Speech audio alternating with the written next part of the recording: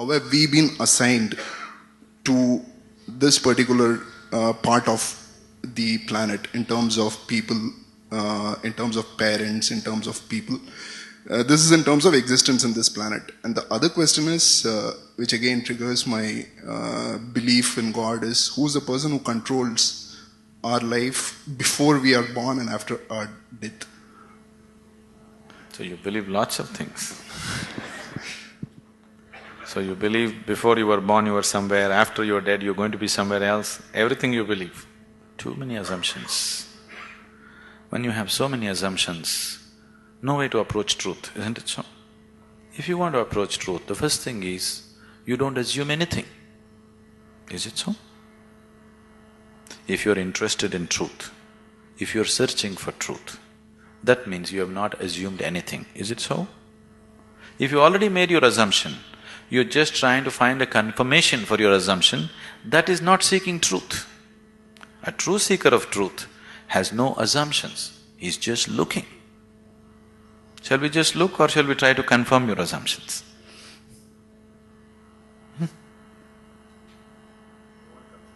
You want confirmation? You're right. Does that get you any closer? If I tell you your beliefs are right, does it get you any closer to truth?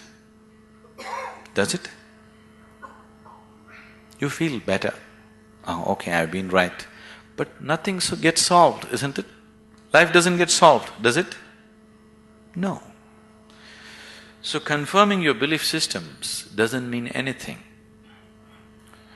This is a big problem with human beings. They want to be right all the time. This is the biggest problem. In fact, it is the basis of all conflict in the world. I am right, you are wrong. This is the problem, isn't it? Isn't it so? What I believe is right, what you believe is wrong. Isn't this the basis of all problems in the world? Whether it's within the family or in the community or in the world or wherever? Yes? Shall we eliminate the problem a little bit? The first thing you need to do is, after all, they are your beliefs. And your beliefs are not original, picked up, isn't it? Your priest or mullah or father or mother, somebody put it into you, isn't it so? Picked up from somebody. It depends how powerfully they worked on you. And they work pretty powerfully because the business is at stake otherwise. So, what you assume may have nothing to do with reality. Now, you're trying to understand something which is beyond the physical, with physical context, it won't happen. You're trying to perceive something which is beyond physical through sense perception, such a thing cannot happen. Now you want to measure the depth of the ocean, but you went with a foot scale. You will obviously come with wrong conclusions, isn't it so? If you want to measure the depth of the ocean, your first business is to get the right kind of instrument. Yes? Yes or no? That's your first business, that's all I'm saying. You want to know something beyond the physical. First thing that you need to do is to have a perception which is beyond five senses, which can perceive that which is not physical. Only then you perceive. Otherwise you can only believe or disbelieve, isn't it? If I tell you, God is actually in my pocket, this many people can believe me? This is a ridiculous thing, oh, we don't believe that, but I can tell you a more elaborate story if you want, which we can work on and make you believe in, isn't it? Right now, God is in my pocket. This many people believe me, this many people disbelieve me. Have these people gotten any closer to God than they were before? Have they? Or have these people gone any further away? No, nothing changes, isn't it? So why are we wasting our time trying to confirm our assumptions? You must enhance your perception, because only by perceiving you will know. There is no other way to know. Is it so? You will know anything only when you perceive it. Till then you do not know it. Is that a reality? Is that a reality? People who are not on talking terms with me, is that a reality? If you perceive, you know. If you do not perceive, you do not know. You are unwilling to admit I do not know, so you believe. isn't it?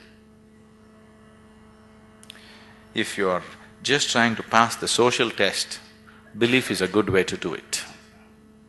But you want to really know, then belief is not a good way to do it. Belief gives you confidence. And fools getting confidence is dangerous. Do you understand? When idiots become very confident, it's very, very dangerous, isn't it so? Do you see? Intelligent are hesitant. Stupid are confident. Have you seen this? Great confidence. Because when you simply believe something, you will have great confidence. You will have no doubt about anything because you don't apply yourself to anything. You're 100% sure. You see George Bush, how confident he is? He's very confident, isn't it? Doesn't he seem like confident? Very confident. He came to India and declared, "I am a believer, I am a true believer." I thought, you don't have to say it, can't we see? You must be a believer, otherwise you don't walk blind into situations. If you're somebody with sense, you would look around, isn't it? You would see what is there and what is not there, because you're a believer. Not just in God, in so many other things. The most sensible way to start your life is, what I know, I know. What I do not know, I do not know. Once you come to this sincerely, you will see your knowing will constantly go on expanding on a daily basis. Otherwise, the moment you believe, you are stagnant. Belief is death actually. Marx said, is the opium, religion is the opium, because it puts people to sleep. He's very right. It's put people to sleep, isn't it? Hasn't it?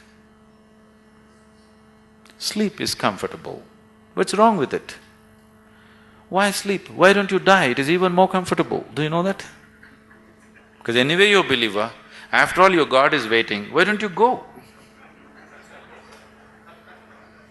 Yes, isn't it? Because anyway you know when you die you'll go to God. What is the problem? Why are you waiting, going to this hospital, all this nonsense? Why don't you go? Why are you delaying your progress towards God? That's not right. You're not a true believer, isn't it?